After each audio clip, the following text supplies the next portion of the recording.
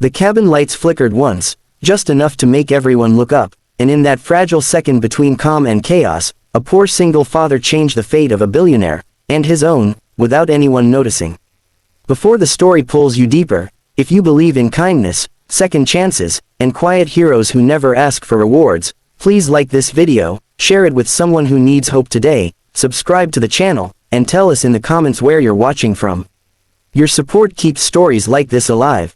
Ethan Walker had learned to live with exhaustion like it was part of his bones. It followed him everywhere, even onto the overnight flight where he sat stiffly in an economy seat, knees pressed against the tray table, hands folded in his lap as if still bracing for something to go wrong. His jacket was worn at the elbows, his shoes cleaned carefully but old, and his eyes carried the permanent weight of someone who had slept lightly for years.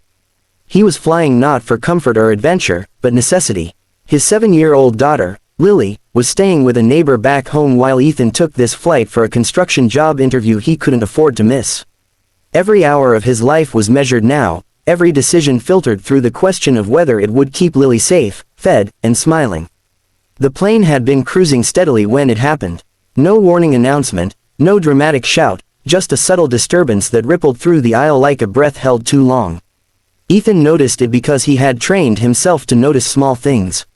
Years of watching Lily's chest rise and fall during fevers, years of scanning job sites for danger, years of living one missed paycheck away from disaster. A man a few rows ahead had slumped forward unnaturally, his head tilted, his body suddenly heavy against the seatbelt. The flight attendants were busy near the back, and passengers glanced around uncertainly, unsure if they should react or look away. Ethan stood before he fully understood why. His heart pounded as he moved down the aisle, guided by instinct rather than courage. He knelt beside the man and saw the alarming grayness of his skin, the shallow, uneven breathing. This wasn't a moment for hesitation. Ethan had once taken a basic first aid course years ago, when Lily was born, because he had promised himself he would always be ready to protect her. That promise echoed now, louder than fear. He checked the man's breathing, steadied his position, and signaled urgently to the nearest attendant. The next minutes stretched like hours. Turbulence rattled the cabin as oxygen was administered and protocols were followed. Ethan stayed grounded, his hands steady even as his mind raced.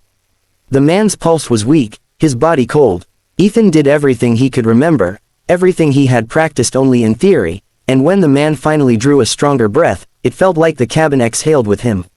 Applause fluttered weakly, then faded, and the plane resumed its quiet hum, as if nothing extraordinary had happened. Ethan returned to his seat without waiting for thanks. He didn't give his name. He didn't look back. In his pocket, his phone buzzed with a photo Lily's babysitter had sent earlier that night, Lily asleep with her favorite stuffed rabbit tucked under her chin. That was the only thing that mattered. Whatever had just happened up there belonged to someone else's life, not his. He didn't know that the man he had helped was named Charles Whitmore, a self-made billionaire whose name floated across financial news and business magazines. He didn't know about the empire of hospitals, technology firms, and philanthropic foundations built under that thinning gray hair. To Ethan, he was just a human being who needed help, nothing more. Ethan's own life didn't magically change when the plane landed. He failed the job interview 2 days later when the company chose a candidate with more recent certifications. He returned home with a thinner wallet and heavier shoulders.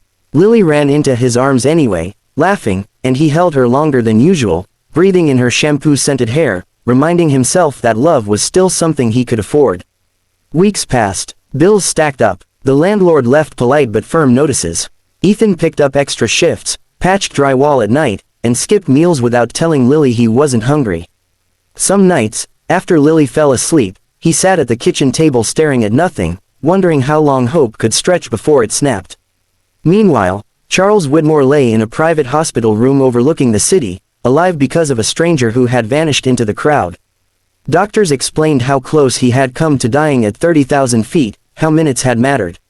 Charles listened quietly, his thoughts drifting back to the blurred face of the man who had knelt beside him, hands steady, eyes focused not on status or wealth but on life itself.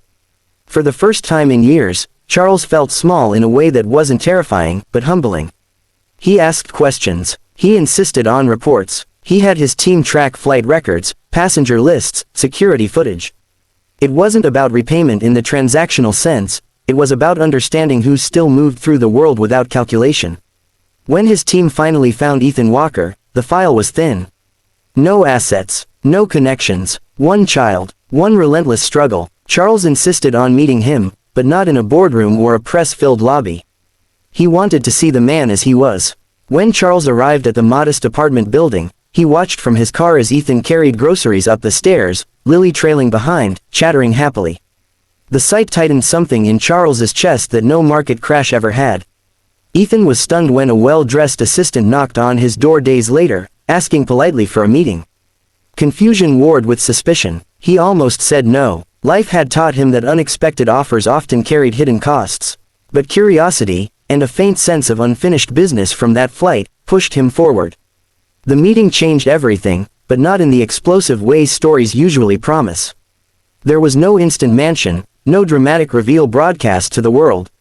There was gratitude, quiet and sincere. There was acknowledgement of a debt that could never truly be repaid. Charles offered help, yes, but more importantly, he offered respect. He offered opportunities shaped around Ethan's dignity rather than charity. Over the following months, Ethan's life began to shift, slowly enough that it felt real. Training programs paid for without fanfare. A stable job managing maintenance for one of Charles's housing initiatives. Health insurance that meant Ethan no longer lay awake fearing a single illness could ruin them. Lily started school with new books and a backpack she chose herself, her smile brighter, her laughter lighter. Ethan never became a headline. He never told his coworkers what he had done on that flight. When asked how he caught such a lucky break, he shrugged and said timing mattered.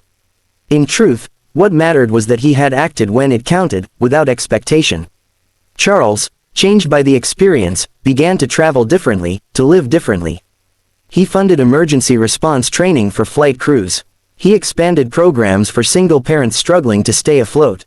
In meetings, when advisors talked about numbers, Charles thought of Ethan's steady hands and Lily's laughter echoing in a narrow stairwell. Years later, on another flight, Ethan sat by the window, Lily asleep against his shoulder, her weight warm and familiar. He watched clouds roll past like soft mountains and felt something close to peace. He had not been rescued that night in the air, he had simply been seen. Sometimes that was enough to save a life in ways that money never could.